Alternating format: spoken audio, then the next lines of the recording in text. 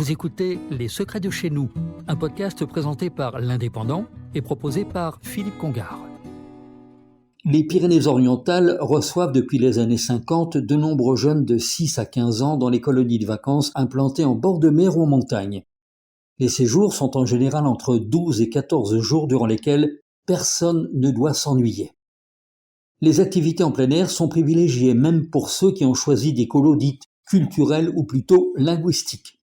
À noter également des séjours évangéliques où le spirituel l'emporte.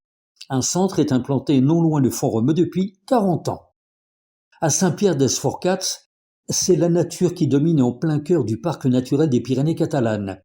À Dorès, la maison de vacances aide les enfants à être beaucoup plus autonomes. À Envetch, tout près de la frontière espagnole, les activités nocturnes sont chaque jour au planning des enfants et des ados. 3 fondations accueillent des enfants avec des séjours mélangeant les plaisirs des Pyrénées et ceux de la Méditerranée.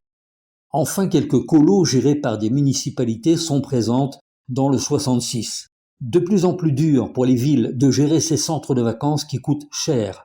Alors, certaines organisent des partenariats avec d'autres villes ou d'autres malheureusement sont contraintes de vendre leur domaine. Les colonies de vacances permettent de faire partir des enfants qui n'ont jamais vu ni la mer ni la montagne.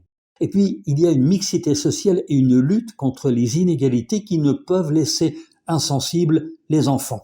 Quand ils reviennent chez eux, non seulement ils ont pris quelques kilos, mais surtout ils se sont fait des amis avec lesquels normalement le contact se poursuivra encore longtemps.